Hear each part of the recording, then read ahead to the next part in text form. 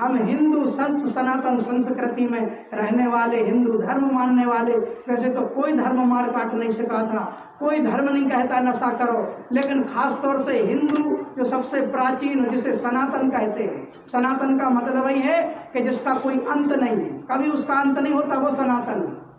तो ऐसे धर्म को मानने वाले छोटी छोटी सी चीजें हैं कि अपने पिता की मर्यादा करते हैं, माता की। मैंने तो देखा है अपने जिले में, प्रदेश में, दूसरे प्रदेशों में जाते हैं कि बेटा कितना भी बिगड़ा हुआ हो, कोई भी नशा वो पिता के सामने नहीं करता। जब पिता के सामने नहीं करते तो अपने परम पिता के सामने भी मत करो। हमारे गांव में भी पिछले 2 वर्ष से रामायण चल रही है। मैं भी जाता हूँ जितना समय मिलता है, समय कम मिल पाता है, गुरुदेव भगवान के ऐसे आदेश होते हैं, दूर दूर जाते हैं, तो वहाँ बीच में 1 आध दिन के लिए रोक देते हैं, जब भंडारा करते हैं, कन्या भोजन, और फिर शुरू रामायण हो जाती है।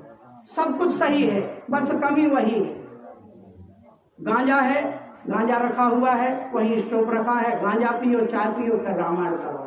ये माता रामायण का अपमान है। तुम नशा करके इतने पावन ग्रंथ को, जो गोस्वामी तुलसीदास जी ने पूरा श्री रामचंद्र जी का जीवन चरित्र लिख दिया रामायण में, कहते हैं 6 शास्त्र सब ग्रंथन को रस, ऐसी माता रामायण जिसमें सारे पुराण वेदों का सार हो,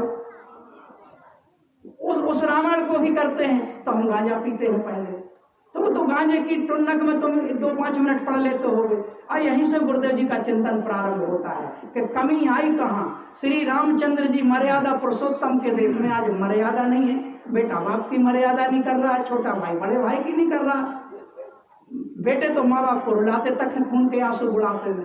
कारण क्या है? हर घर में रामायण रखी, हर घर में राम के मंदिर मिलेंगे, हनुमान जी के मंदिर मिलेंगे, पर राम की मर्यादा कहाँ गई? गुरुदेव जी कहते हैं पढ़ो मत, जीवन में उतारो। परमहंस योगीराज श्री शक्तिपुत्र जी महाराज का प्रथम चिंतन है कि ग्रंथों को सिर्फ पढ़ो मत, 1 बार पढ़ लो ज्ञान के लिए, 2 बार पढ़ लो, रोज पढ़ो, लेकिन जीवन में भी उतारो। हम लोग वही कर रहे हैं। हमें उतना समय माता रामायण पढ़ने का ना मिल पाता हो, कुछ और भी लिखा पढ़ी के कार्य होते हैं, लेकिन एक चौपाई को पूरी तरह से जीवन में रोम रोम में उतारा है। कभी भी आजमा लेना, कभी भी परीक्षा ले लेना कि जैसे श्री रामचंद्र जी का जीवन था कि चाहे भाई का प्रेम देख लो, चाहे पिता का प्रेम देख लो, चाहे राजा प्रजा के बीच का प्रेम देख लो, भगवान राम का जो प्रेम था वह अद्भुत था। किसी भी प्रेम को देख लो तो वही चीजें लाए चाहिए हमें। परहित सरस धर्म नहीं भाई, तो पर पीड़ा सम नहीं अधमाए। आओ परोपकार के कार्य करें, माता रामायण को जीवन में उतारें, ना अपने माँ बाप को रुलाएं, ना अपनी गौ माता को रुलाएं, ना अपनी धरती माता को रुलाएं, और ना अपनी भारत माता को रुलाएं। और आज सारी माताएं रो रही हैं, कभी भी पूछ लेना जाकर। अब चूंकि धरती माता प्रकट होकर बोलती नहीं है, लेकिन जब जब भी जीवों की हत्या होती है, धर्म पे चलने वाले करते हैं,